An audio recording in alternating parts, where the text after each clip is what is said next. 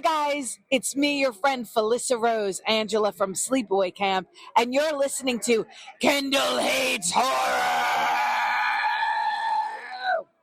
Yeah. Warning. Some viewers may find the following footage deeply disturbing. Welcome to my world, bitch.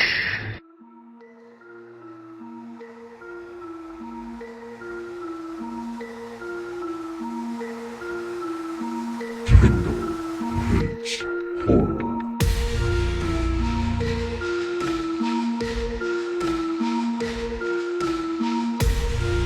There are certain rules that one must abide by in order to successfully survive a horror movie.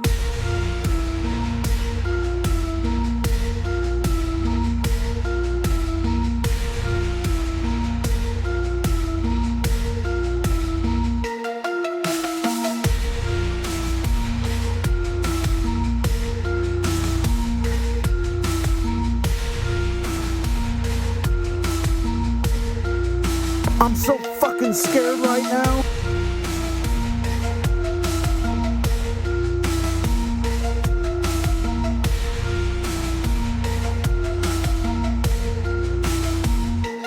Like I said, I've been feeling really old. Like, I've just been really tired, on edge. Everything hurts. Do you have allergies a lot? Yes. Well, we are currently in the pollen apocalypse here in Kansas. Yes, because of the fires in Oklahoma, plus everything's super dry and it's spring. Yeah, it's wearing on me, I think. Yeah. And I've been sleeping in my bed. Oh, no. Yeah. You've been having the sex? No. Oh. No. So I've been, ever since we got our new couch, we all started by, like, it's a giant sectional with, like, this giant, Yeah, you saw it. I saw you it. saw it. Yeah. Like that pad in the middle. Well, we just make a big sleep pile on there, like the Crudes, and we just fucking have slept there. Well, The amount of times you've mentioned the Crudes on this slowly- podcast is ridiculous.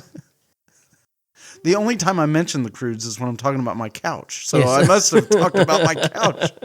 So, anyway, we slowly everybody went back to their bedroom, but me. So I just sleep out there, and I don't. It's just been that way for like a year, and then recently, Jamie bought some new bed sheets, and I took it as a hint that she wanted me to start sleeping in the bed again because they're like fish bed sheets. And I'm like, you don't fucking like that. You Yeah. got those for me. Yeah, that's a signal. Yeah, so I'm like, okay, I'll sleep in the bed again. So the last 2 nights I slept in the bed. I guess I've been getting terrible fucking sleep because I feel like dog shit. I had the last 2 nights in a row, I've had some really weird, vivid dreams. And they're so like juxtaposed. Like the first night, I had really, really cool dreams, like, you know, sleeping with the woman of your dreams, kind of good. Oh, yeah. And so the next day, I woke up and I was like, "Man, that's a really good fucking dream." And as I'm making dinner that night, I'm like, "Hey, brain, could you get me with one of those dreams again tonight?" And then last night, I had this really vivid dream where it was like a horrible. For some reason, I was a horrible disappointment to John Hamm, who was apparently my father, and I was in the back seat just making his life living hell. And I'm like, "What the fuck was that?" Brain, you fucked me. Yeah, like how did we go from having sex with Rhea Ripley to disappointing John Hamm as my father? Like, I don't understand. Like it is. Your brain was like, haha, fuck you, ugly. Yeah. No more girl of your dreams for you. Yeah. How about some John Hamm on you, bitch? Yeah, fuck that. Evan, any crazy dreams recently? Nope. All right. Do you remember any of your dreams? Nope. I wish I was you. Yeah. Okay, I don't remember very many of them. But if I do, there's a reason I remember. get like it's so 4. fucked up. I get like 4 hours of sleep a night. I don't think I sleep long enough to even reach that level of sleep. Let's back that up. You sleep 4 hours at a time, 2 or 3 times a day. He's like an astronaut. Yeah. Yeah. And it's fine as long as you get enough sleep and you're not like dragging throughout the Yeah, next but day. I don't sleep long enough. I don't think I ever get to where I go into a deep like REM sleep, which is when you have dreams. Yeah, right. Yeah. Well, the only reason why you remember your dreams is when your sleep pattern is interrupted.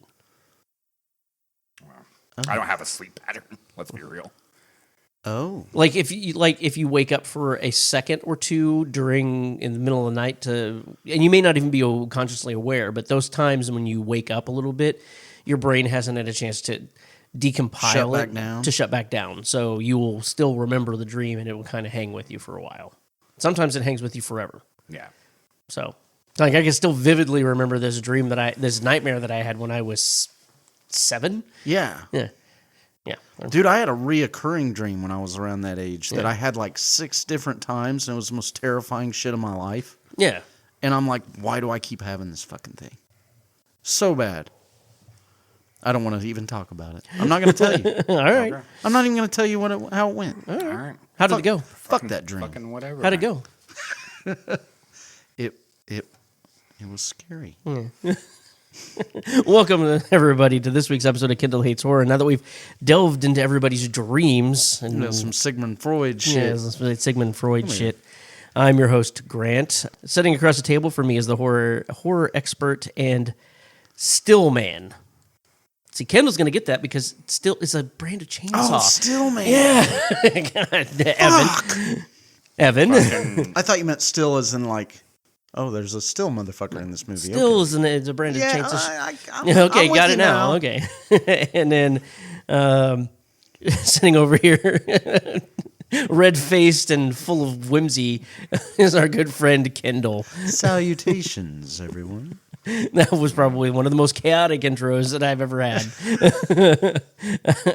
And today, we're bringing you back with another heavy hitter. This is 3 heavy hitters in 4 weeks. This is 3 Mount Rushmores in 4 weeks? Yeah. Yeah, 3 Mount Rushmores in I can't believe I'm surviving it. Yeah. Hey, you're doing great, pal. Thanks. Yeah.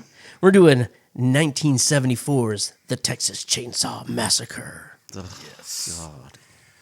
Dude, I watched, like I think I've stated, I watched the 2003 one. Mm-hmm. In 2005. I watched the 2000. Yeah. And this motherfucker scared the shit out of me. And it's kind of like what we were talking about, where they had said that this was based on a true story. Like, this really fucking happened to people. Oh, yeah. I think I was talking about that with you earlier. Yeah. My cousin freaked me out because he told me that all of this really happened. Spoiler alert, I grew up in Texas. It didn't happen. No, I understand that. Yeah, now. yeah, no. When I was 8 years old. You I didn't. Yeah, I got you. That's the funny anecdote. Yeah. Yeah. And the same thing happened to me where my older brother was like, yeah, this shit really happened. And I'm like, no, the fuck it didn't. And then we watched the movie and I'm like, oh, please, God, I hope this didn't really happen. Good fucking Lord. And I looked it up and it didn't really happen. It was a marketing ploy. It was. So you said you've seen the 2003 version. Mm-hmm. So basically, the way I'm going to describe this movie is take the 2003 version and make it dirtier. Make it dirtier and better. No, like way better. Like not marginally better. I don't. Like I said, I don't. I've said it before. I don't hate the remake. It's fine. Of the Platinum Dunes remakes it's the best one, but that's not saying much. Yeah. I mean, it adds a lot more gore. It's like that's not the point of fucking Texas Chainsaw Massacre. That's why it's good. But also, it's like you have to kind of understand like the 70s to really, which I will. I have some stuff here that Tobe Hooper basically was in his mind when he wrote this movie. Or Tobe Hooper directed this movie. Yeah. Tobe Hooper is one of my favorite. And some gal. What was the gal's name? Yeah, it was him and, God, I can't remember her name, but yeah, they wrote the movie together. Yeah. And then he directed it. Right. He was like an assistant film director at the University of Texas, so he's from Texas, too. Spoiler alert, a lot of the cast is from Texas. A lot of the cast is from Texas. Like, there were, especially when it came to, I believe, Kurt, the actor who played Kurt, and Sally's from Texas. Yeah. Marilyn Burns is from Texas. like I think 3 or 4 out of the van are from Texas. Yeah, because Gunnar Hansen is not, obviously. He's from Iceland. Yeah, but you have like Alan Danziger, who plays Kurt, and then Jim Sydow, who plays Drayton Sawyer. Yeah, Toby Hooper knew them personally, and he was like, "Hey, you want to be in my fucking movie?" And then the rest of them were kind of like they did commercials and stuff around Texas, and that's why they were kind of known. So he just, "Hey, you want to be in this movie? You want to be in this movie? You want to be in this movie?" And there's only like 2 cast members that are still alive, maybe 3. Yeah, because Gunnar Hansen's still alive. no, he's dead. Did he die? Okay. Then he had a long running rivalry with the 2003 Leatherface because they like he'd be like, I was a better Leatherface. It's like, no, you weren't. Gunnar Hansen was a better Leatherface. Get fucked. But it was Andrew Bernowski, I believe, played the Leatherface from the 03 version. Yeah, they had a weird rivalry like on Twitter. It was strange. And he kept it up all the way until he died and then still kept it up after he died. Yeah. He was basically like, fuck that guy. How did he keep it up after he died? He kept going on Twitter and saying, I was still shit. better. Yeah. Well, the other guy. Yeah. I was like, you said it in a way that made it sound like from the grave, this dude was still... I mean, if you want to talk about a rivalry from beyond the grave, so the Iron Sheik always hated Hulk Hogan for good reasons. Hulk Hogan's a horrible person. And while the Iron Sheik was still alive, he would occasionally remind people that Hulk Hogan's a jabroni, fuck him.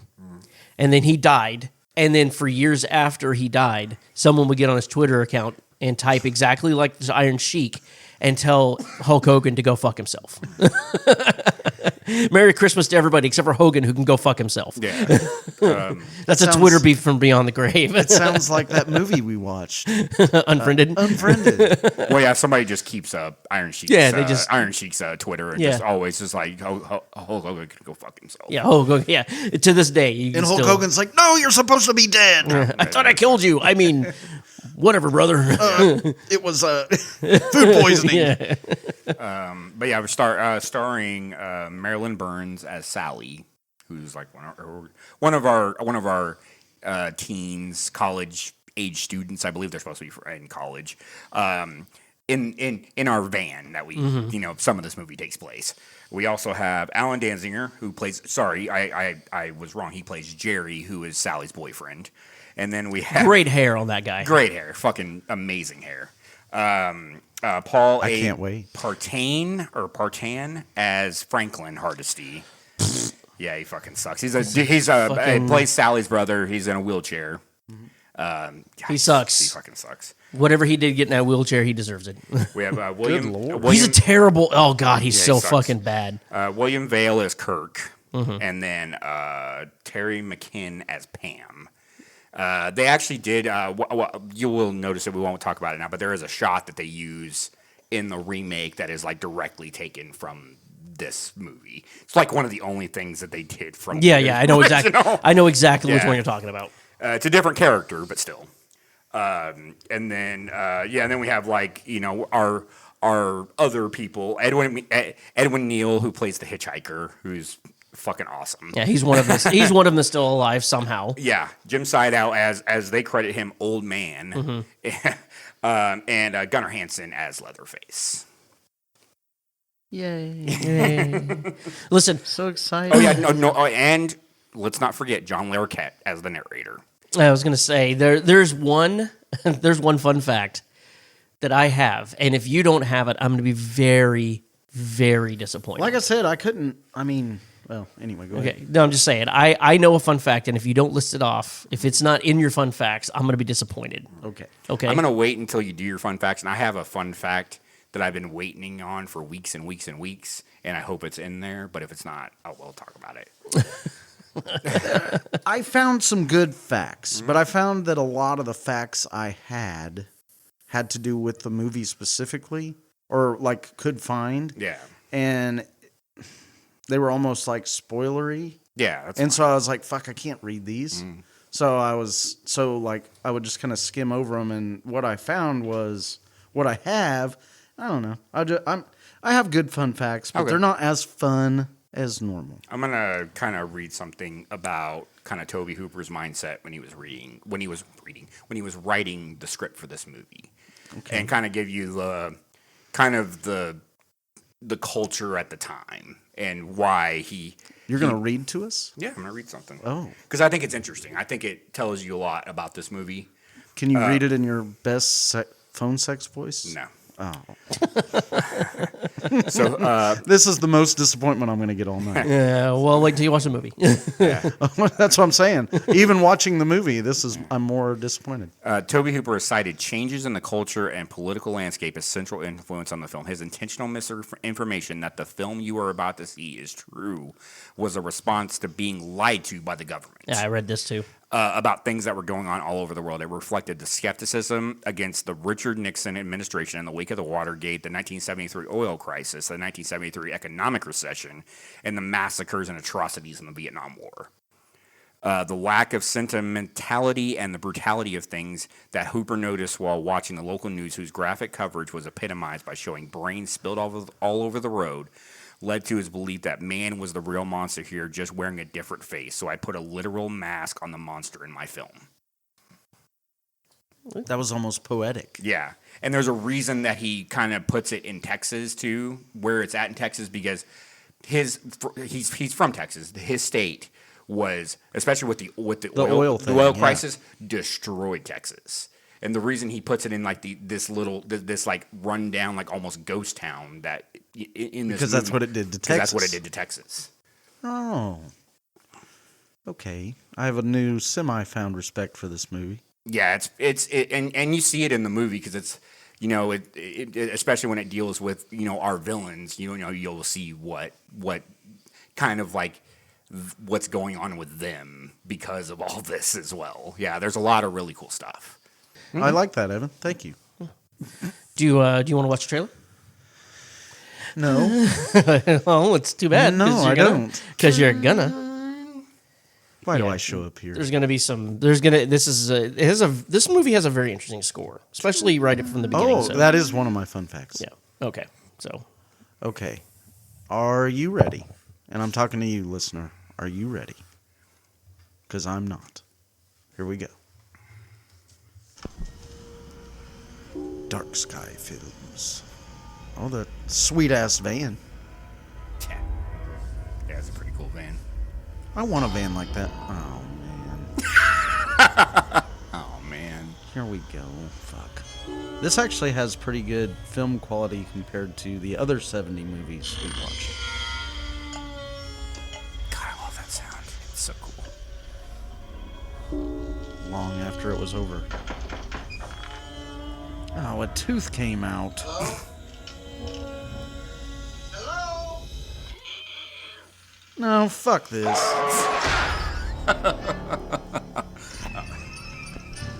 This movie fucking rules, man. No. Good God.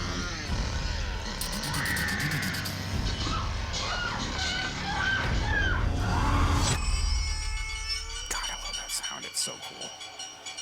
Stephen King says it's the most horrifying motion picture he's ever seen. Okay, so my wife just called.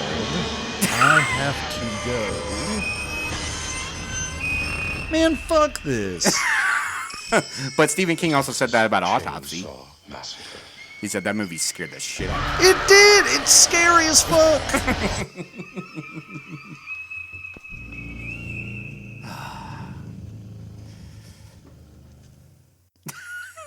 Are we going to watch the restored 2024 4K version?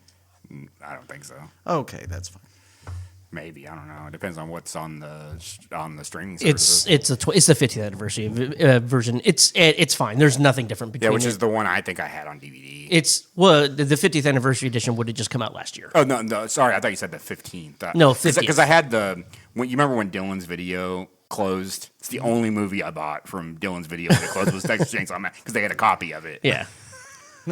Yeah, this one, the 50th anniversary edition, is literally this. They just remastered it a little bit. So one of my favorite taglines in any movie ever: "Who will survive and what will be left of them?" Yeah, that was the tagline that was on the poster. It's so cool. I love the original poster too, where it's like Leatherface. Like, yeah, it's so cool. Yeah, I'm real excited. All right, I can see it. I can see it in your face. It was very. You have the look of whimsy in your eye. We need to go back to me watching the trailer days before I watch this. That way I can I can prepare myself. So that motherfucker looks scary as shit, dude. Now I don't want to. What's funny is when I hear that sound from the trailer, I immediately the Ice Nine Kills song starts playing in my head. Savages. I don't know. What would they have used for that? Like a theremin? That's my only unless somebody was really good at using the bow saw, Yeah, kinda. yeah. The bow saw from like Hee Haw. Yeah. Yeah. Of course you know what that is. Fuck you. You don't know. I'm tired of this. You know what hee haw is? You never heard of fucking hee haw. Hee haw is like way before our time. It's fair. It was like from hee haw. Yeah, it was like a 70s. It actually ended in 1990. Okay, shut up. But it was like really popular in like the 70s and the 80s. It was like a variety show, but it was like all fucking rednecks and shit. Yeah, my mom laid me down with hee haw. She gave me my baba. Yeah.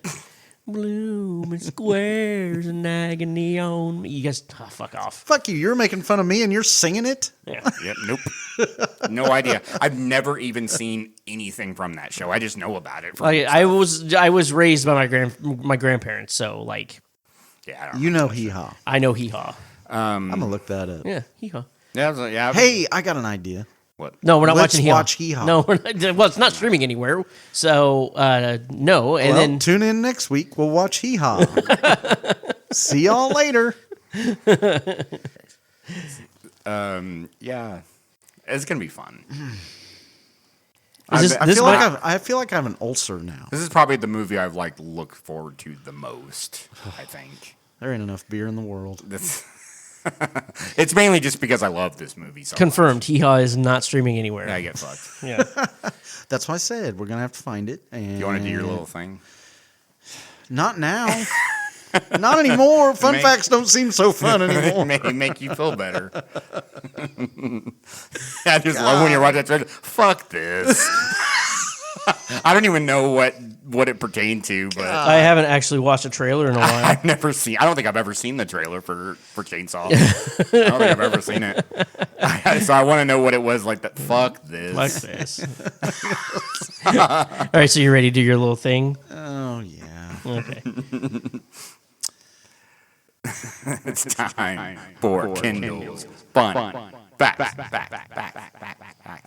Now batting Mike Piazza. Yeah, the joke never gets old. I never know if you're actually going to do it or not. I do it. I'm going to do it every time.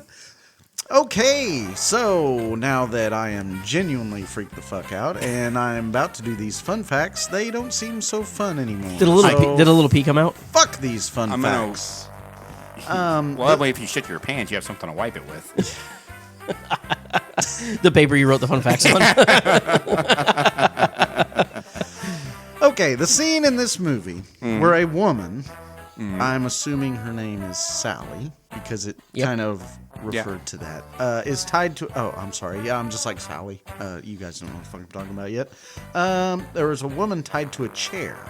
Her name is Sally. That's Sally. Took 26 hours to film. Oh, yeah, this sucks. And she said it was a very traumatic experience. Mm-hmm. Yeah, because they were in like this like really rundown shack, and it was like 100 and like because they filmed this in the middle of fucking summer in bumfuck Texas. Yeah, and they wanted the conditions to be like they were, and yeah, apparently it was fucking miserable. Yeah. Like, everybody was having a bad time. Yeah, especially Gunnar Hansen. Yeah, Gunnar Hansen was probably having the worst time. He was like, he had to take breaks. He's like, fuck this, dude. He's like, I'm from Iceland. Yeah. It's nice there. It ain't like this bullshit. This place sucks. And I'm wearing all this shit. I just crawled into Satan's asshole. Yeah, that's actually where this is filmed, Satan Asshole, Texas. Yeah, that's what it's called. Satan's asshole, Texas. That wouldn't surprise me from the trailer. Well, I mean, that's every Texas town, though, so... Yeah, that's fair. The soundtrack. Now, this, I don't know. I don't go around try to fact check these very much. But what I read was the soundtrack was created using noises that an animal would hear in a slaughterhouse. Oh, that's neat. Only. Like, there's no actual musical instruments. It's only sounds used I'm trying to remember if they were by listening. like fucked up instruments. I'm trying to remember if they were listening to music in the van. I think so. They have some music, but it's very faint. Yeah, like it's in the back. It's totally in the background. Yeah.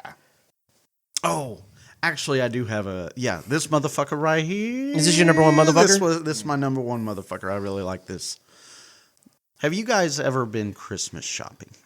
No, absolutely not. What's Christmas? Never heard of it. What's shopping? Yeah. Okay, good. You have. The director got this idea for the movie standing in the hardware section of a crowded store while Christmas shopping.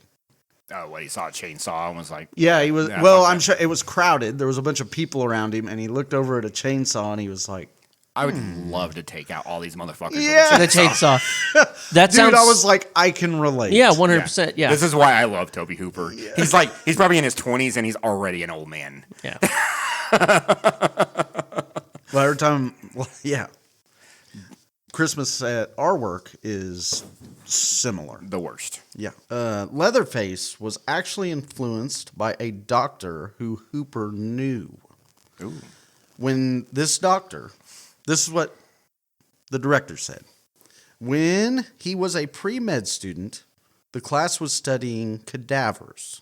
He went into the morgue, skinned a cadaver, and made a mask for Halloween.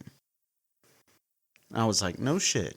The original name for this movie was Head Cheese. Thank you.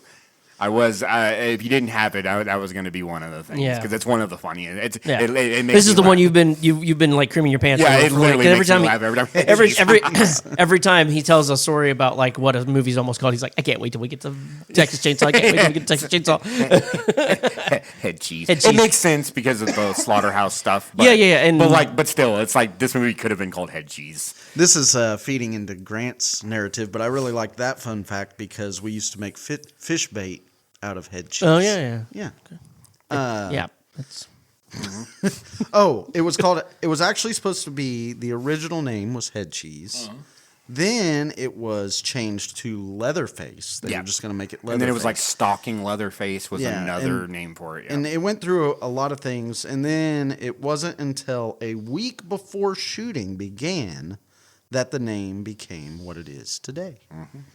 That name really hit you. Texas Chainsaw Massacre. That really Yeah, that's fucked. that gets you. That gets you in the theater. So the scary level of this movie. This is widely considered a genuinely scary and disturbing film due to its intense atmosphere, sustained dread. I can't even read my own handwriting. well, it's because it's written left-handed, so yeah. Disturbing content. Yeah, I agree. What? Okay, so Why must you do this to me? you don't have my fun fact. Okay, do you know how much John Larroquette was paid for the 30 seconds of work that he did? Don't say it.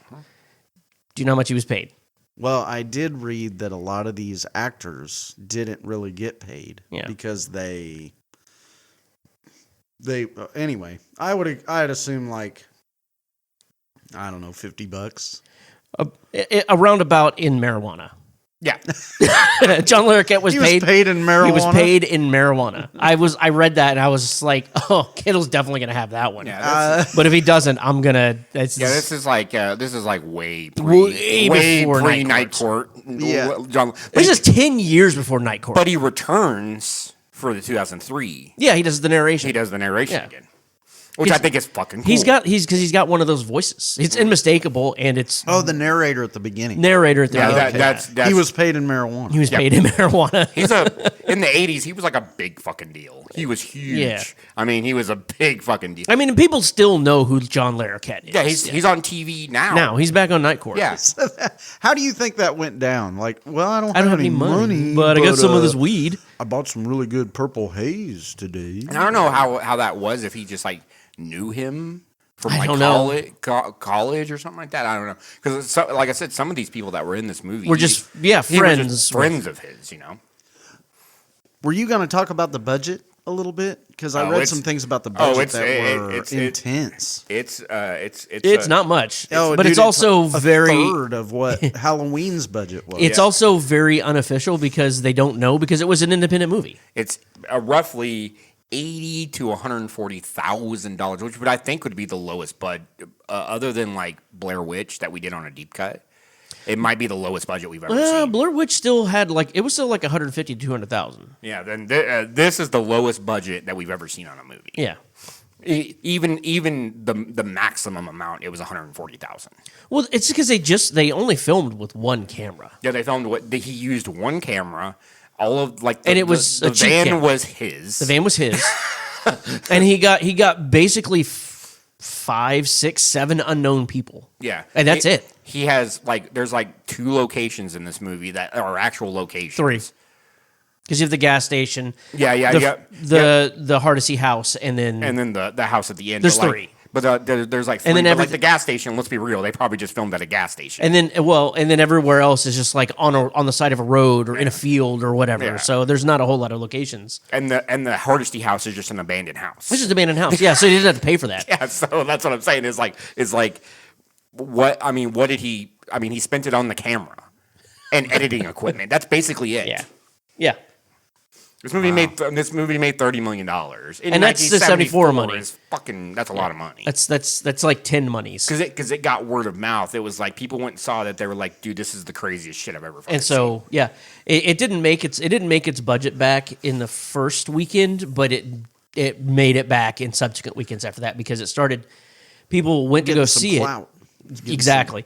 People start to go see it, and they would come back to work on Monday, and they'd be like, "Dude, I went and saw this movie over the weekend. It's called Texas Chain Saw. It is fucking crazy. You got to go see it." Also, it was hitting the news because people were walking out of it. And they were puking. Yeah, and they were highly affected by the movie. It was just like The Exorcist. That's how The Exorcist was. People walked out of The Exorcist because they were like, "I can't take this movie." So what happens if I walk out of this movie? Well, I guess the back end of the episode is going to be really it's going to be weird. Yeah, it's going to be weird. It'll just be you guys. Yeah, I'm just going to sit here and just be talking to an empty chair and be like, "So, how did that movie make you feel?" Yeah, basically. We'll have a soundboard of you, and we'll just play things and then connect it. Yeah, together. I almost want to walk out now just to see what you guys come up with. How did that movie make you feel? Oh my lord! But I mean, I would venture to say that it would just be like a deep cuts episode. Yeah, I'm shaking like a dog shitting peach seeds. I'm more nervous than a cat and a long-tailed cat in a room full of rocking chairs. Insert country colloquialism. I grew up with a bunch of people. I know. It's just weird that you are country and Kenton's. I don't want to call you country Kenton. I want to call him City Kendall. Yeah. Yeah. I like that. Because you came out first, right? Yeah. Yeah. Yeah. So he's the remake. Well, they just reached up there. We were a C-section, so they just reached up there and grabbed one. But still, you came out, a few seconds before he did. Kenton came out ass first. Yeah, I'm pretty sure Yeah, you told me that. Yeah, I'm pretty sure I've said this over the air. Yeah, we talked about it, and then we were like, oh, that's why. That's Makes why. sense. Yeah. When you think about it, they showed the pretty side first. Yeah. So, you ready to do this? He's stalling.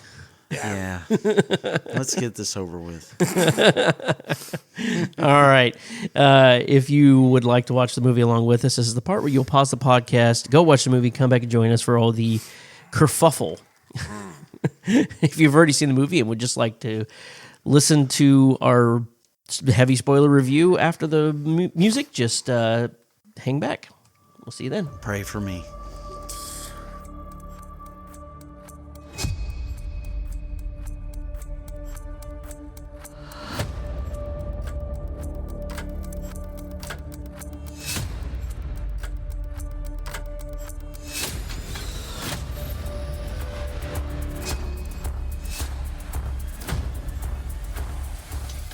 And we're back. And Kendall has now seen the 1974 Texas Chain Saw Massacre. Yeah. Wow. What's your initial thoughts? Well, I can definitely see how it was inspired by the Ed Gein story. I definitely saw that. It's mainly like the house. The house is Definitely, for sure. There were, we talked about this, I think, during the March Madness bracket. There were a lot of movies that were inspired by Ed Gein. There's 3 in particular. 3 in particular. This one, there's Silence of the Lambs, and What the fuck? Psycho. Psycho. Yeah, Psycho. Because yeah, it's the I'm in love with my mother. Thing. Yeah, kind of. But he's. I mean, this Leatherface wasn't in love with his mother. We don't know. No, we were. I was referring to Psycho. Psycho. Yeah. Because Norman Bates has a weird fact. Like do you know what Norman Bates's mother's name is? No. Norma. Yeah. Norma. He's named after her. Yeah. And they there's a whole like backstory where they have like they're like it's just them two. Oh. If you know what I mean. Yeah, you know what I mean. Yeah, they have a weird fascination. They do with each other. taxes, It's maybe. No. It's possible. It's never explicitly said, but So here's a short list of movies that the directors of these movies say that the Texas Chainsaw either inspired or that they pay homage to in their movies. Just Halloween, Evil Dead, Yeah. Blair Witch, Hills Have Eyes, Alien, House of a Thousand Corpses, and Devil's Rejects. you want to talk about some of those filmmakers? One's Ridley Scott. Yeah. Academy Award winning director Ridley Scott. Yeah. Directed Gladiator. Yeah. Fucking all kinds of crazy shit. Yeah. Right. He Wes Craven was like, yeah, that movie's important to me. Yeah. So without Texas Chainsaw Massacre in 1974, we don't get Halloween. Yeah. So It's Wild. this is a very important movie. There's a reason why it's in the Library of Congress. It's that important. It's that dirty fucking movie is in the National Film Registry. Yeah, it's like, yeah, this movie's important. It's in the same place as Citizen Kane is. I mean, to be fair, it's also in the same place that Birth of a Nation is, and we all know what Birth of a Nation is. Yeah. Birth of a Nation is an important film for bad reasons, but it's important. Yeah, well, Yeah, I'm not. do you know what Birth of a Nation is? No. Birth of a Nation. It's basically a propaganda film. For the Ku Klux Klan. Yeah, it's really bad. It was what makes it. It was one of the first movies to ever be screened in the White House. Yeah. Oh. But also, it's like it's very monumental in filmmaking as well. Yeah. A lot of like the things that are used in Birth of a Nation are still used today in film, and kind of started the film revolution. Like, oh, this is how we're going to make movies now. It's a bad movie. It's a bad movie about bad. exactly what you think it is. When I say it's a propaganda film about the Ku Klux Klan, that's what it is. That's what it is. Yeah. The entire movie is about the Ku Klux Klan trying to save Southern white women from the evils of the free black man. Yeah. It's gross. It's gross. Oh God. Yeah. But that withstanding, but like, yeah, this movie's very important to the horror genre, like massively.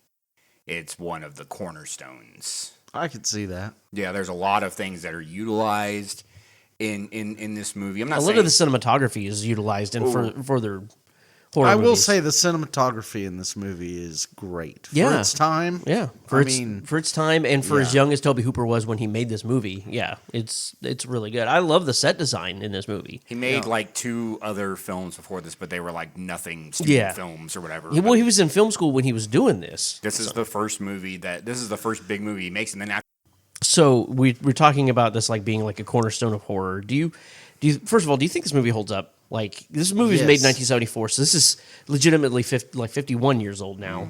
Do you think it holds up? I think it does. I mean, as far as just unsettling and freaking you out, yeah, it definitely does. I think I'm kind of with Grant as far as the story goes. There's not really a story. It's just, and they kind of laid that out in the beginning. Like they were just going to show you what happened to these kids on this It feels like day. an illegal film you aren't supposed to be watching. Yeah. Well, I said it, and I said before we started watching the movie, I was like, I'm gonna ruffle Evan's feathers, and I wasn't doing it on purpose, but like to me, I like I said, I love the cinematography, I love the acting, or some of the acting, specifically, we're talking about Marilyn Burns, like almost exclusively Marilyn Burns. I really like the conversations they have in the van. Because they feel real. The dude that got hit by the truck, he was a great actor. He was good. Edwin Neal, yes, he was good. He does set up the entire film. He's very important because at that point it's just a road trip movie. I mean, you don't have to like his character, but the character he was playing, he did it really well. I felt like he was a chaos merchant. Like he was just there to create chaos before they get to the main thing. And this is what I was talking about. Like there's two people in this movie that have a character. It's Franklin and Sally. Nobody else has a character other than to just be crazy or chaotic. To my point, I was talking to Shane about this, and I said, besides Sally and Franklin, can you name any of the other people that are in that van? And he goes, not off the top of my head. And I said, that's my point. That they don't do a good enough job with the other three people, and they're basically no different than the counselors in Friday the 13th. That being said, Fair enough. I still really like this movie. I just think that they could have done a little bit better job with some of the other characters to give them a little bit more personality. Especially Kirk and Pam. I know they're the first two that get killed in this movie. I'm not like totally in disagreement about that. Like I think, they're kind of like, they're like Kirk and Pam are cannon fodder. Yep, they're to do the thing with Leatherface in the house. Yeah, they're the shock value first two kills. Yeah, that's what they are. And Sally's a really good character. I think Sally's a really good final girl. She's great. She's a great. She has one of the most cinematic screams I've ever seen. What personality did Sally bring until all the shit went down? She's a very caring sister. Yes. Like she wouldn't have, like Franklin wouldn't have been there if Sally hadn't agreed to drag him along. Yeah. Like as annoying and as prickish as Franklin is, Sally still loves him because it's still her. I'm assuming older brother. Yeah, she takes care of him because at this point I would assume that their parents are both gone, or we don't. I don't really know. We don't ever hear anything about their because in family. the second one it's only about their uncle. Yeah. With Dennis Hopper, but like. She takes care of him because I feel like he probably doesn't have that much of anybody else except for her. Yeah. And I mean, that's the whole reason that they're on this road trip is to go to that house. Well, they were specifically going to make sure that I don't know, were they saying their grandfather? They were traveling to this town. They were going to see the cemetery. Going to the cemetery to make sure that his grave had been desecrated. Because they set that up during that. You said so. You got fucked up in the first 30 seconds of the actual movie. Once you got past the scrolling of the thing, they started showing the like flashes of the dead bodies and stuff, and you're like, oh fuck this already. And then so you have that voiceover of the newscaster saying that families of the town are gathering, and that's what has spurred these five kids to come down and find out whether or not they're because people are grave robbing, which we find out is the hitchhiker. Yeah, that's been grave robbing. He's the one who made the big display, and that's what his the older juicy brother, display that you were talking about. That's what his older brother.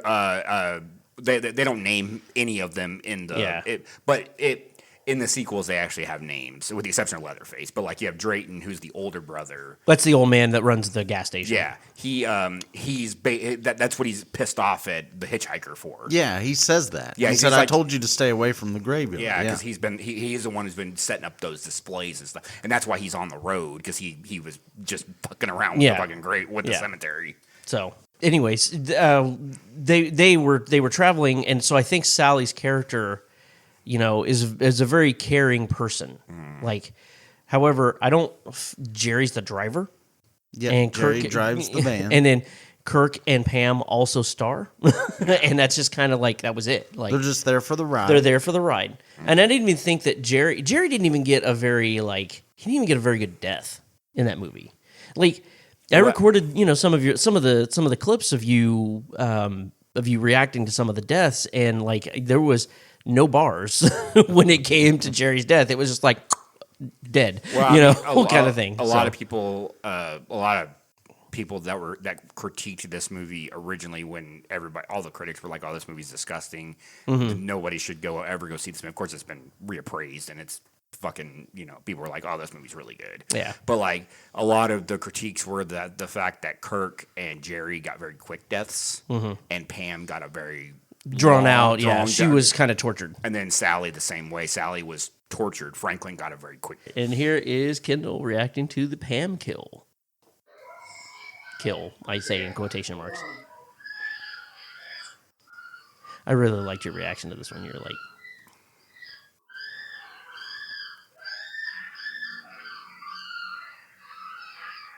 oh, this is when he's bringing her back inside. Yeah. Oh, no, you're not gonna do that. No, you're not gonna do that. Oh, that was when Pam got hung from the meat hook. Yeah. he put her on the fucking meat hook. Hang out here for a second. Yeah. Hey, hang out. Don't go nowhere. Yeah. Hang out here while I dismember your boyfriend. Yeah. So And later, things are going to get off the hook. they're gonna get They're going to get off the hook. Because it wouldn't be off the chain. She wasn't on a chain.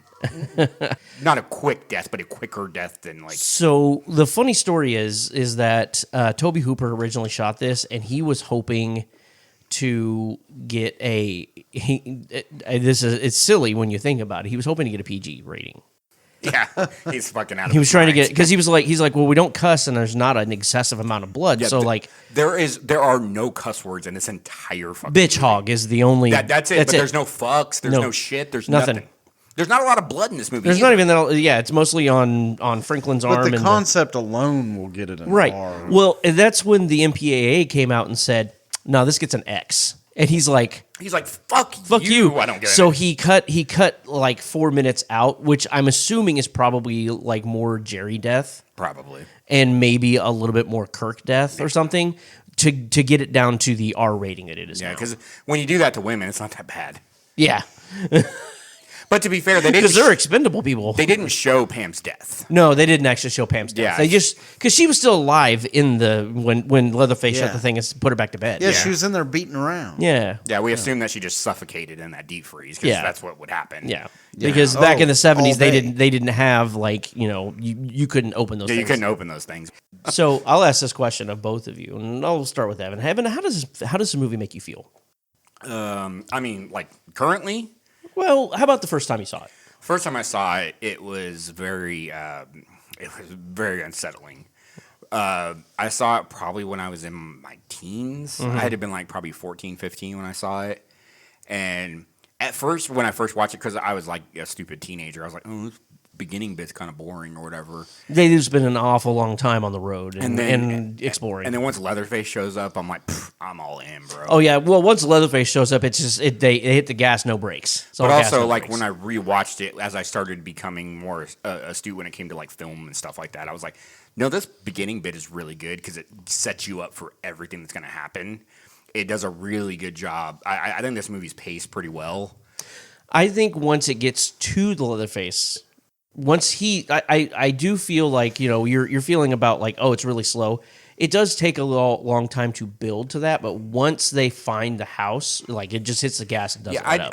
I don't mind the beginning bit because I think it really it does these little nods of they're setting you up with stuff because they're introducing you to characters that are going to be important later because they're introducing you to the hitchhiker, they're introducing you to the old man that runs the gas station, and those characters are going to come back and be important later. It's just you don't know it at that point. Right.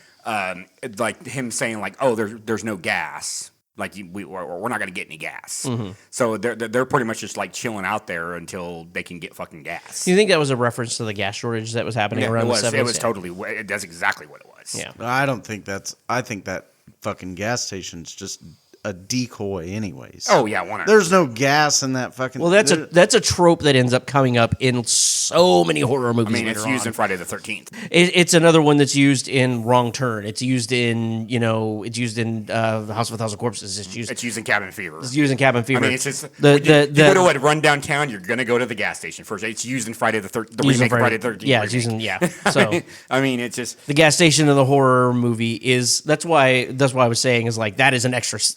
The gas station in a horror movie is almost like an extra character. Yeah. They literally use it in Cabin in the Woods as a character. Yeah.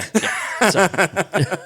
Yeah, like that. I think the beginning is a nice setup to when you get to the shit going down. Yeah, I think it's almost set up perfectly because it really you're kind of on edge when it first starts. You're like, oh fuck me, but then it kind of lulls you into this sense of security, and then it fucking because the movie hits you with those weird images right off the bat. Like you're like, oh fuck already, and then it's just kind of and you mellow out. And so like 30 minutes later, they're still on the road. They're exploring houses, and you're like, oh, it's and then not so boom, bad. punches you right in the nuts. Yeah, and I think that is the work of a very talented filmmaker. Yeah. How did the movie make you feel? Did you feel like you were on edge a lot of the movie, or? Yeah, I mean, yeah, I felt. I can see why people would say this is just disgusting. It's just, especially back in '74. It's nothing but gross. You know. Did you feel dirty watching it? Like you weren't supposed to be watching. Like you found this on a VHS in your parents' closet. And you're like, oh, what's this? And you start watching. And you're like, oh, I don't think I like this. No, that movie is very dirty. Yeah. Do you feel like this is like we've told you that the reason why we're doing a lot of the older movies right now because we have to set you up so that you can understand movies going forward. Do you feel like this movie does a good job of like setting you up to like understand movies going forward from here? Yes. Well, we're getting the horror tropes established so that you understand. So what tropes did I gain from this movie? Like what do you want me to walk away from by watching this movie? Like I said, this is probably like walk away with, not from. Okay. Like what? Okay, remember this. Remember this. Remember this. Well, okay, so I think we may have already said this, but like many people recognize Sally Hardesty as the first final girl. But okay. So how do we know that Sally actually lived? How do you know? Well, she's in the back of the thing. She's not seriously injured. She's not serious. She's got blood all over her. Yeah, she got hit. She got beamed in the head. Yeah, she got hit in the head once. And she jumped through 2 windows. How do you know that dumb motherfucker driving the truck didn't go through an intersection, get T-boned, and she flew? Well, you could say that about any fucking movie. You say that about anything. Yeah. It just ended. Yeah, you could say that about Laurie Strode. Like Laurie Strode. Oh yeah, she got hit by a car right after the movie ended. Hey. As far as the movie universe goes, she survived. She's alive. Yeah, she was alive at the end of the movie. Of this, meaning she was the final girl. When the fucking film broke and the movie just ended, it was like that's how I felt. I was like, oh, you were a little. Did it just end? You were a little butthurt. You got at the end, and you're like, what the fuck? That's it.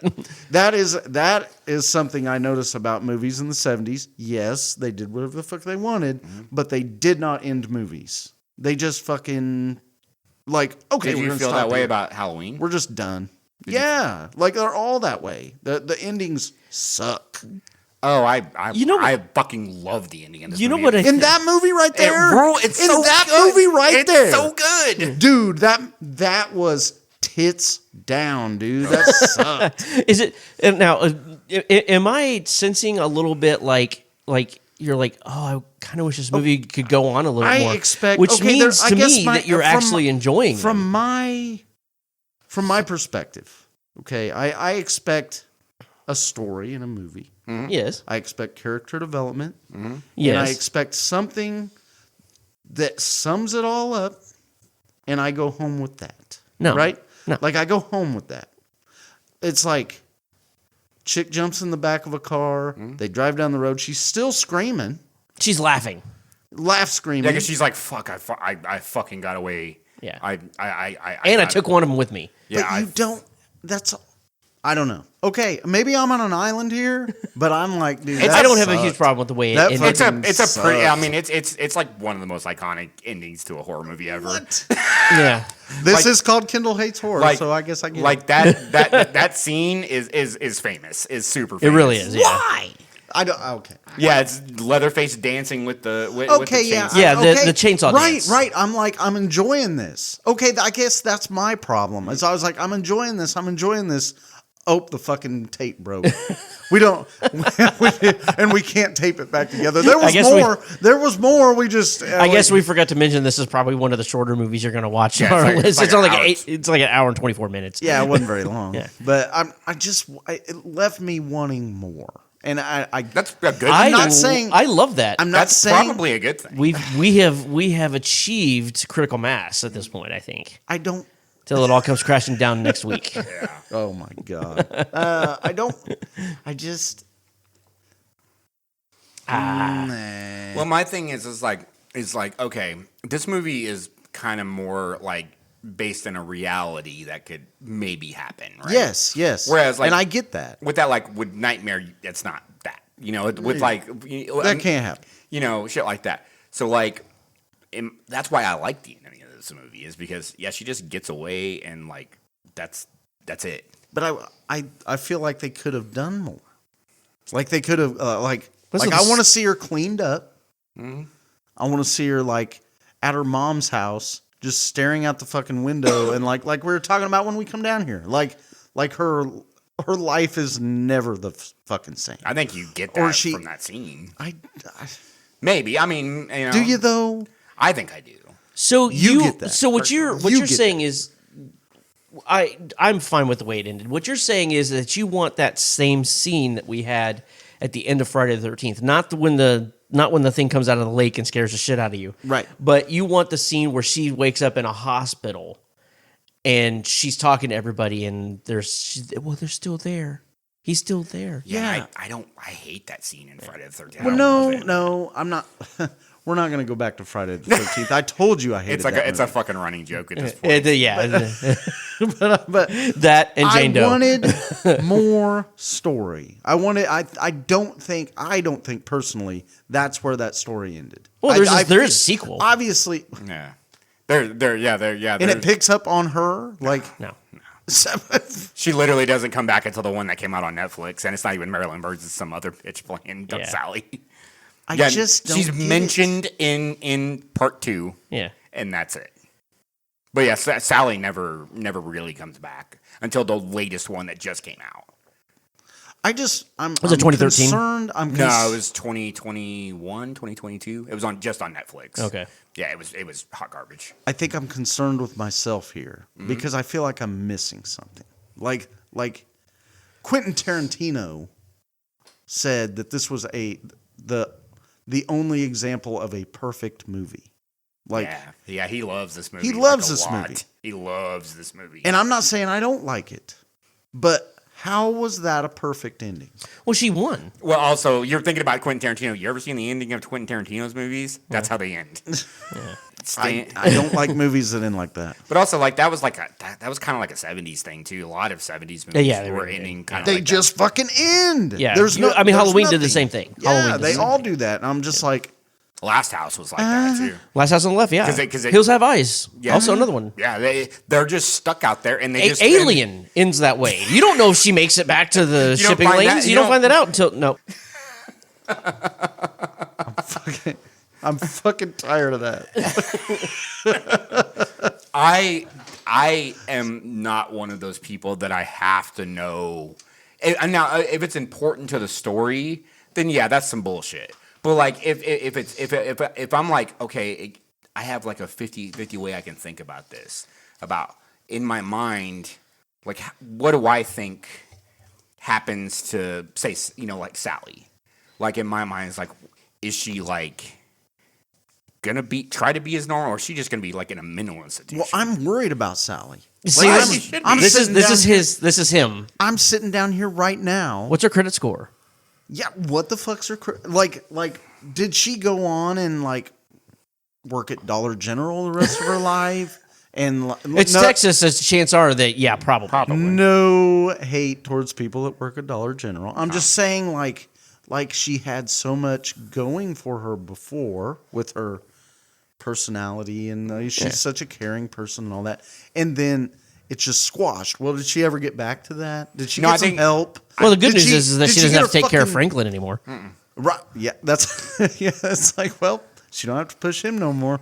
Yeah, I mean, like, I think that's bright side. I think that's kind of the tragedy of the movie is the fact that Sally is introduced as this like kind of bubbly, fun-loving, almost innocent, and then everything, all of that is just taken away. It's ripped away. It's just, I mean, But you don't know that she could have made it out of that mentally. That's possible. She could have. I mean, that'd be a tough one. If she did, that she'd be the strongest person that's ever existed. Yeah, that's a tough one to go. And she just never thinks about it again. She has no nightmares ever in her life. Yeah, she was like she's just like, that was weird. She just goes to bed. Forced to have Thanksgiving dinner with like 3 weird dudes and a fucking corpse that sucked on her finger. Yeah, she'll be fine. Yeah, she's strong. She'll get over it. Yeah. She jumped out of 2 windows for Christ's sake. She'll be fine. That's why. This is it right here. That's why the movie ended like that, because we get to make it up. Yeah, we get to make up what happened to her. And I like stuff. Okay, what happened to her after the movie? Go. She spent some time in a grippy sock vacation. She came out feeling strong and empowered. She finished her degree, went on to be an accountant, and then killed herself in 1989 due to the mundane nature of her job. Okay. Go. She ended up like Jim Carrey at the end of Batman Forever. And she's just flapping her straight jacket. I'm Batman.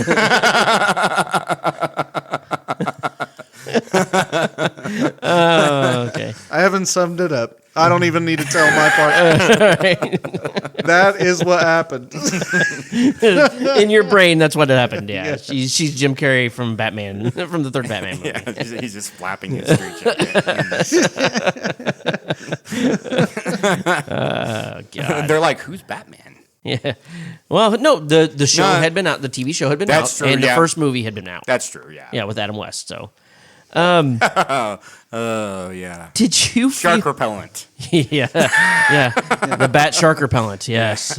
Did you feel sympathy towards any of the characters in this movie? Well, obviously Sally. Mm-hmm. But not really any of the rest of them. What'd you think of Franklin? Actually, let me go back. I actually felt some sympathy for Leatherface, and I'll tell you why. Okay, this goes to my next question. So Leatherface obviously was mentally handicapped, or some kind of mentally handicapped. He's a sweet boy. I think, and he was obviously abused and treated like shit his whole life. Probably by his family. Yeah. And he was probably manipulated into thinking that this is the way things are. Yeah, because the rest of them are fucked up, and he was just kind of drug into it. I feel like there's a world where he just thinks this is normal. Yes, and because he don't know. I think he was taught this shit. It's a possibility that the hitchhiker thought maybe was raised in that same environment, but he's just a little bit more chaotic. But he has more brain. Well, here's my question, and this is to both of you. So we know his name is Drayton, right? The old man is Drayton. And technically we want to stop calling him the hitchhiker. It's Nubbins. Right. Is his name. So Drayton makes a mention in the dinner scene, the infamous dinner scene, about like, it's just something you got to do. I think being this small Texas town, they all probably worked at one point in time at the slaughterhouse. Yeah. And thing's shut down now. That thing's done. But they still all worked there at some point. So and he says this is sometimes it's not about liking it. It's just something you have to do. Do this family take what they learned in the slaughterhouse and apply it to their regular life? Whereas this killing is just stuff they have to do. It's just they're just killing a different form of animal. That's how I feel about it. Is that's where the political climate comes into effect.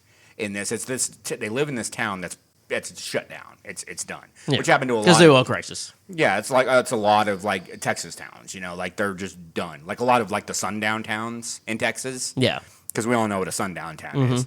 No, what is it? Yeah. If you're a black person, you don't want to be in a sundown town. Yeah. They're and they still exist. Yeah, they Okay. Dean Coral, the Candyman, Yep. he grew up in a sundown town. Yeah. Yeah, Marcus from last podcast on the left. Yep, He grew grows up up in a close to a sundown town. Yeah, because he's from Lubbock. Yeah. He's from around. He's from the same area of Texas I am, from West Texas. Yeah, he. Yeah, but like They're mostly in the South. Yeah, Okay. they're rough down there. I mean, you can still go to ghost towns in Texas. They're still there. Yeah. It's just people just left. But like this, I mean, this place sucks. That's fucking sucks. But like the oil crisis is happening. People are losing their jobs. The recession is happening. This is all like during the Nixon administration. And like they worked at their that was their family tradition. Grandpa worked he was the best killer at the slaughterhouse. Yeah. So they all That's what he was saying is like he killed 60 in 5 minutes. 60 in 5 minutes. He's like, and that's only because they couldn't move him fast enough. Yeah. And something about bees. What was the thing? That's what he was saying. He was talking about the cows. Yeah. Yeah. He could. They couldn't hook the bees fast enough. The bulls. Yeah. Oh yeah. They couldn't hook him fast enough because otherwise he'd have got done way more than 60. Because and that's what that same Nubbin says to them is when Franklin's talking about the bolt that they shoot into the heads or whatever. He's like, oh no, that's a terrible way. You use the sledge. You always use the sledge. That's what Grandpa because that's what Grandpa did. Yeah. Was he used a sledgehammer. Just they were all raised in this, and like he said, Drayton. He's like, I don't, we don't want to do it, but we got to do it. Yeah, that's how they. I mean, and to be fair, that's like their food. Right. That's what I was gonna say. Like, I'm not siding with them. I'm just saying that in their mindset, like that's what I'm thinking. Sounds a little bit like you're siding with them. Evan, you're scaring me. Do you think? Okay, so looking back at this movie, as like, so you can. Even the sequels and the remakes and shit like that, they're all shot in the 70s. So this movie feels like it could still hold up today, right? Yeah, I think the way it was filmed was, I mean, it had a lot better viewing... Cinematography. Yes, cinematography than the others we watched from the same time period. Like, way better. Yeah. Like the shots... And the way you looked at it, like the way they wanted you to see it, was way better thought out, and like his eye is way better than anybody else's. Oh yeah. I think the way he filmed it. As disturbing as the eye scene is, where they have that extreme close up on her eye, as disturbing as it is, it's still a really good shot. Yeah, it's effective. I mean, he did some real creative things. Very little. With extremely little. Yeah. The scene with the dug up bodies where the body's sitting on the top of the headstone. Yeah, at the very beginning. And all he's doing is pulling out. And it was just insanely good. But it's the sunset behind it, it's the voice over the radio, it's everything about that shot that's what makes it fucking great. And the way he just lingered it. Yeah. Like it just sat there the whole time you're listening to the thing, and so you can take in the whole shot. Yeah. You can take in how like you're like, "Oh, is he sitting on the gravestone?" And but then you're like, "Oh, is he tied on there?" Like you can really take it all in. And and that was really the thought he put behind it. He's like, I want you to really take this in. Even the scene where Pam stumbles into the room and it's got all of the macabre, ornaments and shit like that. It's just boom, boom, boom. And then, but they have that one slow pan shot that goes foot to, and then it just kind of like zooms out on this couch made of like human remains, and then he makes a habit of pointing out the chicken like 3 times, making the joke, "Baka, you better run, bitch." Yeah, it's like it's just like the chase scene at night with Leatherface and Sally. Oh, when she's going through the brambles. It's not. See, what other horror films would do later is they would cut from her to the killer, her to the killer, her to the killer. Whereas this is like a wide shot of Sally with Leatherface behind her, and you can see him coming. Yeah. And I think that's so fucking effective, especially when she gets to the gas station and you can see him running around it, or even when they're at the house. Yeah. And you like the way they film Leatherface and her at the same time, I think is very effective. I think it's really cool. And somebody that didn't know anything about that movie, when he went out there and he was like, well, there's nobody out here. Yeah. I knew that motherfucker was in on it's it right then. That moment was, it's pretty telling, that moment that he's in on it. Yeah, because that sumbitch wasn't giving up for nothing.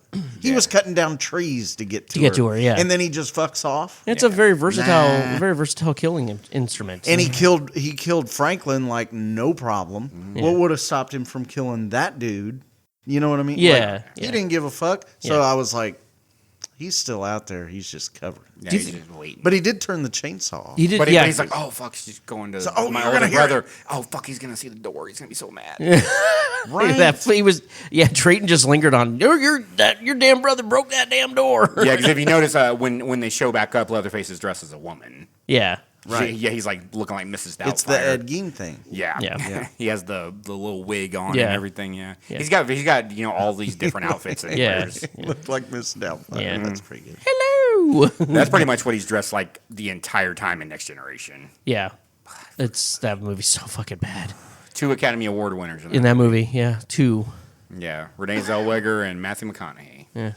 No joke. No joke. That movie is trash. This was well before they won any Oscars. It was early 90s. It was like one of Renee Zellweger's first movies. She did that before I think she even did Empire Records. Maybe. It might have been around the same time. I think it was around the same time. Yeah. But she's basically an unknown. But it's like 2 years before she does Jerry Maguire. Yeah. It's you. Don't worry, you're never gonna have to watch that movie. Yeah, it's unless we get really deep into this and we're running out of movies and we're like, fuck it, it's time to open the trash. I mean, Matthew McConaughey's so funny in that movie. He's funny, but it's not supposed to be funny. He's supposed to be scary. He's supposed to be scary, and it just comes off as goofy and shit. He's got a mechanical leg that he uses TV remotes to control. All right, it does have the coolest poster though. It does have a very cool poster. Because it's like the lips, but the lipstick is the chainsaw, and you can see the sparks coming off of it. It's a neat fucking poster. Yeah. Do you think this film lived up to its reputation as one of the scariest or influential horror movies of all time? Yeah, I can see how it did. Okay. Till the end. You're just not gonna let that go, are you? Yeah, it's gonna stick on that. Yeah. It didn't give me what I wanted. I mean, there's people. Well, sometimes you don't get what you want. There's people as say, hit him with a Mick Jagger. Well, you can't always get what you want, but if you try, sometimes you might find you get what you need. Well, and what we needed was I needed more. Well, what you needed was Sally getting away. That's what happened, and that's what happened. That is what happened. But I needed. But that's what you want. Like they didn't all die, so there's that. Yeah. So jot that down. Yeah, so jot that down. Yeah. Sally got away. Yeah, all right, there you go. Do you think Leatherface symbolized anything? Either one of you can answer this. Do you think it symbolizes? Do you think Leatherface symbolizes anything at this time period? I mean, there might be some readings of probably now mental health type things, especially somebody with a mental handicap, but not during that time. No, I was saying readings of it now. Yeah. That maybe people can look into and see that. Not then, no, because there was no information about that back then. I mean, they called Franklin an invalid, for Christ's sakes. Yeah, which is a term usually used for people who cannot move on their own. Basically, they're bedridden and infertile and people in hospice care. Those are invalids. He wasn't. No invalid. So this is a very interesting take on, in my opinion, one of the best scenes in horror, which is the dinner scene. It's one of my favorites. I fucking love it. So Kim Newman, who was a writer, I believe, said Hooper's presentation of the Sawyer family during the dinner scene parodies a typical American sitcom family. The gas station owner is the breadwinning father figure. The killer Leatherface is depicted as a bourgeois housewife. The hitchhiker acts as a rebellious teenager. Yeah. Yeah. And then of course, like the kind of I don't know if they intended it, but the balance between like abject terror and like a little bit of comedy is having Grandpa try to kill her, and a lot of people see that as impotence as well. They read it as like oh, this guy, he's got this pretty girl in front of him, but just can't. He's too old. He can't use it anymore. It's done. Yeah. Right. I love that sequence because they did like Leatherface just trying to keep it in his hands and the fact that they let him try so many times. Yeah, they wanted him to do that so bad. Yeah, because it almost shatters. It's like you see your father as like some people see their father as like this like untouchable, invincible figure, and they probably see him as that. So seeing him like this, they just can't even. So, but they called him Grandpa. They said, "Go get Grandpa." Mm-hmm. Who has a kid? Who of them? Because they're all his sons. No. Grandpa's their grandpa. So their dad wasn't present. No. Dad was probably dead. Because Drayton, Nubbins, and Leatherface are all brothers. Right. That's what I didn't understand. Like Grandpa's their grandpa. That's their grandpa. Yeah. They didn't give a fuck about Dad. Grandpa's still around. Yeah. Dad. I mean, we don't really know. And Grandma's probably the corpses upstairs. Yeah, we don't really know anything about Dad or Mom. Like we just know the three brothers and then Grandpa. Yeah. Did anybody else? Have you seen the movie Mac and Me? No. Okay. There's an infamous scene where Mac and Me it's a movie. It's a bootleg ET, right? It's about an alien that comes down to Earth, gets separated from his family, and he becomes friends with a kid that's in a wheelchair, right? And there's this infamous scene. Paul Rudd does this shit to Conan O'Brien all the time, where he shows this scene where this kid in a wheelchair accidentally gets pushed down a hill at like breakneck speed and then flies off a cliff. It's the funniest shit you've ever seen in your life. Okay, so why I brought up the Mac and Me thing is because this is the scene I thought of when Franklin went down the hill, like right at the beginning of the movie.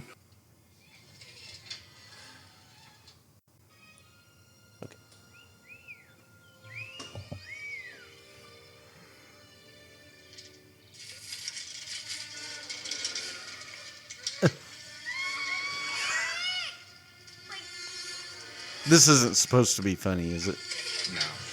No, but it's still hilarious.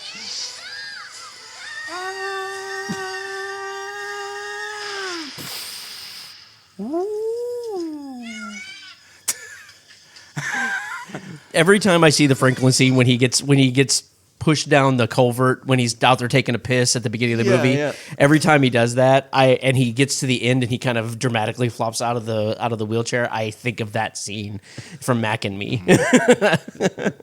That's why I asked if you'd ever seen Mac and Me so I could compare the two. Right. Like, yes, I know it's not supposed to be funny, but god damn it, it's hilarious. I'm not making fun of people who require a wheelchair to get around, but Franklin, you have to understand, Franklin sucks so much in this movie that I don't care that he's in a wheelchair. He just sucks. He just sucks. It was funny to see him roll down the hill. It was funny to see him roll down the hill.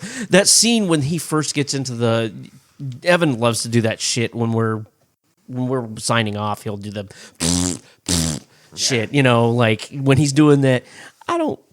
We can have a good time. I'm having so much fun. I don't think I could take it. That guy, that's literally why I do it. Is because he does the raspberry. Because he's mimicking the hitchhiker. The hitchhiker, because he was doing that as they were pulling away. Yeah. After he smeared blood on it, he kept. He was blowing raspberries out. Yeah. So. When he kicks the fuck out of their kick, yeah, because he does the same thing to the truck, to Drayton's truck. He says, he says because that's gonna do. He's such a fucking little fucker. Yeah, you're a little fucker. Yeah, I see. He's full of rebellion. Yeah. Do you think the film was shot in a way that was supposed to make the audience feel uncomfortable? Yep. Did you care to elaborate on any particular shots that you felt that made you feel uncomfortable? I mean, every shot that involved the house was uncomfortable. I think, and then everything going on inside the house is uncomfortable. But they really did a good job at like making you feel like like the dead armadillo at the beginning. It's Yeah, like, you were this like- is setting me up. Yeah, you were like, where did they get a dead armadillo? It's in Texas. They're everywhere. No, they. I think there's like a couple of shots that I think are interesting. I mean, we kind of talked about the one at the beginning is really good. The close up on Sally's eyes are really good. But I think there's a kind of an interesting one when Franklin's talking about the slaughterhouse and they do those close ups on all the cows. Yeah. I think those are really cool shots. They're like drooling and shit. Yeah, that one cow almost looked like he was dead on his feet. Yeah, I like that. I think the shot with the drunk that's like laying on the with this ground, laying on the tire. I think all those shots of those little townies when they're at the cemetery are really cool. But yeah, I think there are some interesting shots. I think some interesting shots of Nubbins while he's in the van. Like they do some like push-ins on his face. They do like these different angles of him and stuff like that. I love them, like zooming in on his little squirrel pouch and with the pictures and stuff like that. Fucking squirrel pouch. Yeah, I think the close-up of the spider nest in the house is really cool. Yeah. I hate fucking spiders, but I think it's a cool shot. Like when Franklin finds the bones laying outside the house when and it just pans up to the like hand or whatever that's hanging there. I think those are some pretty neat shots. Yeah. So when they were naming those spiders, I just envisioned two scientists being like, "Okay, well, I have a name for the spider. It's gonna be called long legs." Now I needed to move more kinky. Okay, Daddy. How do you think this movie compares to other movies you've seen, the other horror movies you've seen? I would definitely say it holds up in shock factor. Okay. It definitely has, and I think that's what Evan likes about it so much is it's edgy. It is, yeah. Very, because like it feels very independent. Yes, that independent. movie stays with you though. I think there's certain parts of that movie that stick with you. Yeah, it has the independent feeling of a lot of the other ones, like Sleepaway Camp, like but it has that edginess that sets it apart. Yeah, okay. And I do like the movie. I think that it definitely did what it was supposed to do. I think it has like a good mixture of like the feel of Sleepaway Camp, very like dirty and grimy, but also the expert filmmaking that Halloween has. It melds those things together really, really well. Also with the better set design. Like I said, I can't praise the set designer enough because the set design of the house was just fucking great. The red wall with all the skulls hanging there with that fucking slaughterhouse door that he slams shut.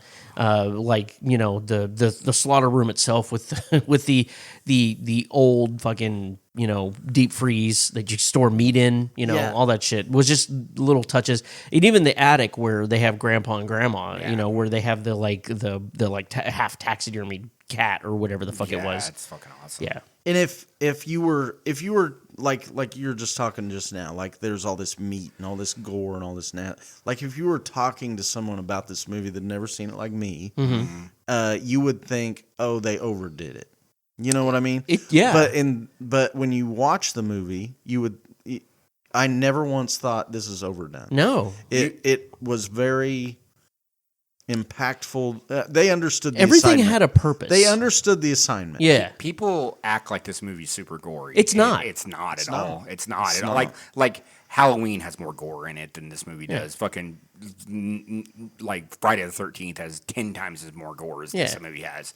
This movie, I mean, the title implicates that like I'm gonna see some fucked up shit. Yeah, and somebody's gonna get fucked up with a chainsaw, which one person did. Though. You do see fucked up shit. You do see fucked up shit, and also it's terrifying because those fucking three dudes are scary. Yeah. Like those three dudes are fucking scary, but they're like real fucking dudes. Yes. That's what's so scary. That's what's scary is those people could exist. Yeah. They're not dream demons. They're not fucking just some toad suckers that live in the bottom of a lake. Toad sucker that lives at the bottom of a lake. They're fucking real people. And that's the part of horror that gets me the worst is like we talked about Requiem for a Dream is considered a horror movie. Mm-hmm. And that motherfucker right there is probably the scariest Yeah, because all that shit is because real. that is people's real story. That's why Darren Aronofsky's films fuck me up so much. Yeah, that is people's real story. It can't. It's not that it could happen. It has happened. Yeah, I never really thought as Requiem for a Dream to be a horror movie, but then I thought about it. I was like, it is a horror movie. It's fucked. That movie's fucked. It's just a different type of horror movie. Yeah, and like this, like you think about all three of those characters. Mm-hmm. Those are real people out there right now. There's people out there right now that probably not to that like extreme. Not to that extreme, but who knows? Yeah, because people consider like David Lynch to be like a coded horror director. I wouldn't say most. Like, there's a couple of his movies that are like Eraserhead's a horror movie, but like other things like Mulholland Drive. Mulholland Drive's not a horror movie, but that movie it's dark. That movie fucking gives me anxiety. Yeah, it's very dark. Like that movie gives me dread that I just can't get rid of. Yeah, like, and that's the worst thing for me is like existential dread just fucks me up. Yeah. And that's part of it. It's like, there are movies we've watched where it seemed as though the people making it were just trying to make a movie. Mm-hmm. They just wanted to make a movie that might scare someone. Yeah. They didn't understand the assignment. No. Because they tried too hard, or they didn't do enough, or they fucked the story all up, or they didn't write a script, or they fucking... you know what I mean? Still going back to Friday. Yeah. And I'm not saying this movie was perfect in all those categories either. Yeah.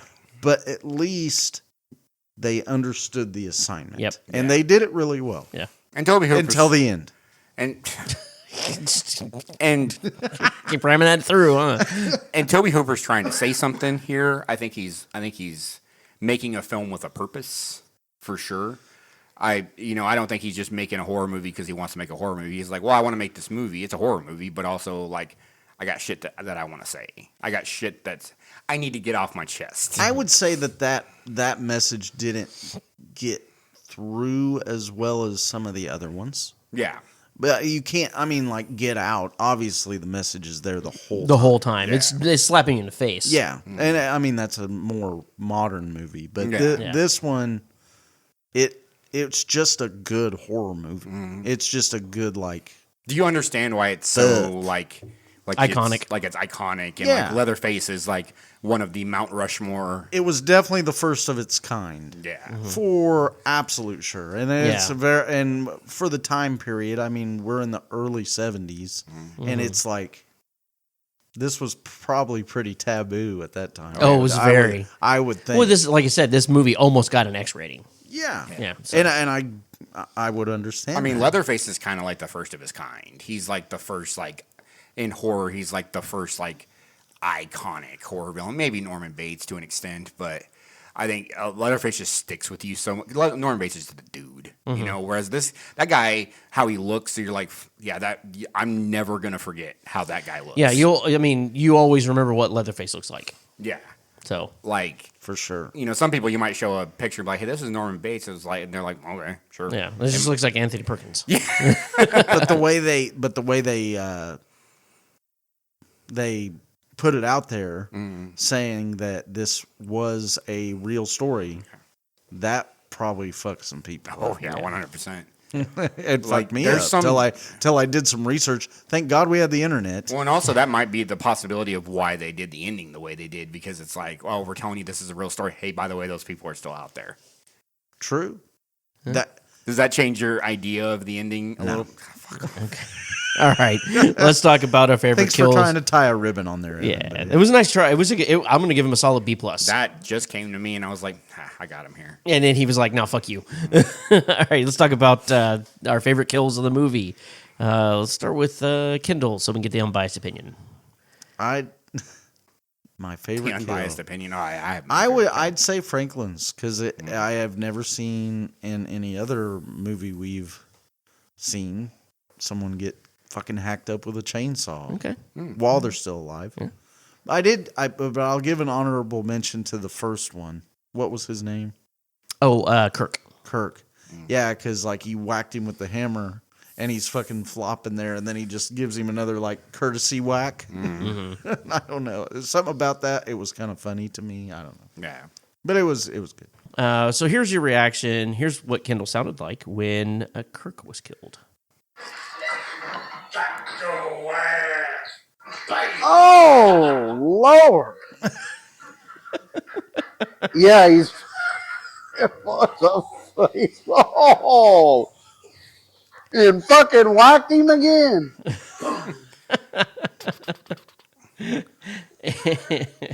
Got your ass. Got your ass. Got your ass. All right, Evan. Mine is Kirk. Okay. Kirk is like that's such a it kicks the movie off. It's so violent. Like I know people are like, oh, he gets killed quick. It's like, dude, he has like his is violent. Like that. I mean that big motherfucker just shows up, boom, whacks him, and then he's just like twitching on the fucking like floor. He's a fucking fish on a. And then he gives him a fucking. And then he fucking. It was like the closest thing to him slaughtering a cow. Yeah. Like, that was the him and Jerry both were with the sledgehammer. Yeah, it was like I would say it was the second one, the second girl, the girl Pam. Well, that's my even though she didn't die, that's my kill of the movie is when he hangs that girl off of the meat hook, and she's like grabbing it. She's trying to take some pressure off. Which that's like one of the other scenes they use in the remake is Mike. That's the same thing with Mike. That's the Mike Vogel. They put him on. He puts him on a.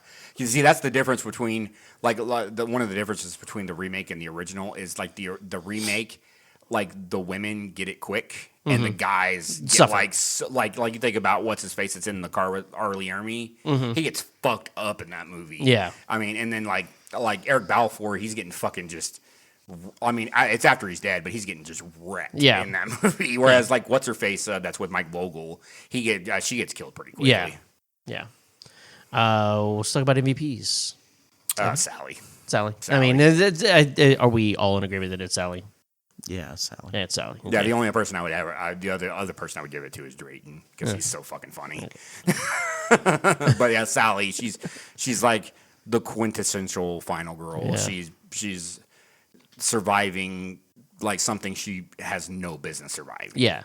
Or Leatherface. I mean, he ran like a 5K in that fucking. He did. He really did. And he wasn't even breathing hard. Dude, Leatherface is in shape. I mean, cardio. He's carrying like for a big guy. He's carrying a fucking chainsaw. He's got a fucking plastic apron on, which those aren't fucking any joke. I've worn one of those before. Show me a lineman that can run that far, that long, and not breathe hard. Why weren't the Cowboys picking him up? I don't know, man. I guess it was in the 70s. They had a lot of talent. They had a pretty good amount of talent. He wouldn't stop wearing the mask to work. Yeah, that's the problem. Is they showed up training camp and he's man. Listen, we've talked to you about that fucking. We like your face. He was carving up the football to make another one. Yeah. Why does it have Why does the football have makeup on it? Sorry. What about you? No, you can't wear your wig to work. Yeah. What about LVPs? I probably have to give it to Kurt because he's the one who set this whole fucking thing off. Yeah. I mean, like, he's like the catalyst for all those motherfuckers getting killed. Because he goes into the house, he gets offed. Pam goes to check on him, she gets offed. Jerry goes to find him, he gets offed. Sally and Franklin go to find him. Franklin gets offed, and Sally gets tortured. Fuck me, dude. Yeah. Hey, Kirk, stay away from that fucking house. Yeah. You're not trading your guitar for gas. Yeah, stop being a home invader. Yeah. I'd say it's Franklin.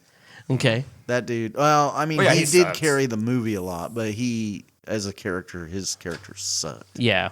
I also am going to give it to Franklin. He's the character that I like the least. And he really did nothing I mean, there really isn't a story, but he didn't do anything for me.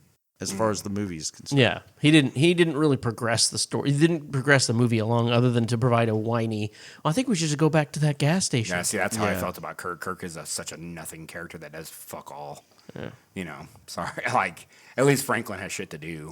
I think my MVP is probably going to have to be Jerry. Jerry fucking does nothing to you. Jerry does nothing. He gets like the worst. He drives the van. He drives the van, that's it. He basically gets a kill off screen because even you see the hammer fall, but you don't see the effect of it, and you don't see him even hit the ground. Yeah, it's just Jerry is probably the most uniconic. Yeah, there's the only memorable thing about Jerry is that goddamn hair. Yeah, he's got sweet hair. And I could give LVP to Grandpa. Couldn't even hold a hammer. He couldn't hold the hammer. Yeah. Man, just he once was great at killing. Or Grandma. Grandma just sat there. She's fucking dead. Yeah. Well, she was sitting. I don't know. She's a character. Where would you rank this on your scarometer? I would say just for how edgy it is, it would probably get like a 5. It's one of the higher ones. It wasn't scary. Like it wasn't like, I don't know. It did something to you, like what we were talking about. Like it like you're like, oh my God, this could actually be someone's I think life. After the first time you go in that house, every other time you go in that house, it's like, oh, fuck. Somebody's damn dying. it. So I would say it was scarier than a lot of the other classics we've watched. It really was. But it was, as far as like scary, it wasn't that scary. It was just edgy and unsettling. Yeah. And it did that really well. So I'd say it gets like a 5 for sure. Okay. All right. So you gave this a 5 on your scarometer? Yeah. All right. Evan, where would you rank this on the horror greatness scale? This is, I know it's going to be really high. Pretty fucking high. Because, like, greatness, importance-wise, it's very important. It's a 9. Yeah. It's a 9 all day. It might even be a 10 greatness. I mean, it's like, it's pretty important. I'd give it a 9. And movie quality, it's pretty fucking good. Yeah, I have to give it like a 7 or an 8 for movie quality. Yeah, that's what I would do too. So meeting the 8, like 8.5 yeah, range. I think it's 8.5 for sure. This movie's fucking good. It's important and it's really well done. Like I said, my problems with it are just like some of the characters should have been fleshed out a little bit more. But I mean, it is what it is. It's only an hour and 20. It's an hour and 24 minutes. And also, I think that's like, you know, I mean, that's picking nits like for a movie that's just really good. Yeah. Like. And I agree. I think there are some characters that just aren't fleshed out very well. But, you know, I'm giving it the constraints of the budget. And it was, you know, it's a movie that's like... It's in the 70s. It's an hour, 20 minutes, you know, fuck it. Yeah, so I mean, I still think this movie's pretty... I mean, it's in my top 5 of all time. Like, I fucking love this movie. All right. That was the Texas Chain Saw Massacre from 1974. Kendall, do you think you're going to be taking this one with you to bed tonight? I could. This might be one you take to bed with you tonight. There's a couple things that are stuck in my brain. We'll see if I can't shake them off on the 2-minute drive home. Yeah. Just be like Taylor Swift. Just shake it off. Yeah. I'm trying right now. I just can't shake my head hard enough. Or you could shake it like a Polaroid picture. Outcast. I got one. Oh, I was gonna say Andre 3000. Well, yeah, I mean he's in Outcast. Yes. It's I smelled what you were stepping in. Oh, okay. Yeah, it's Hey Ya.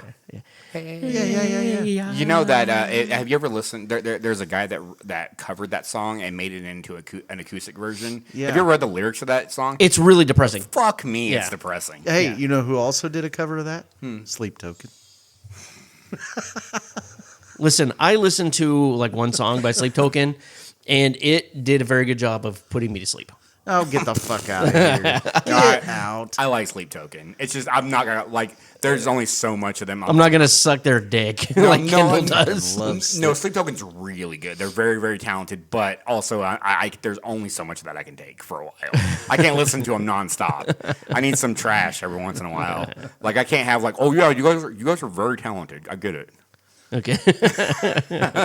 They're fucking amazing musicians. And that's I just like that, I guess. Yeah, it's kind of like you liked the ending of this movie. I didn't. Yeah, yeah.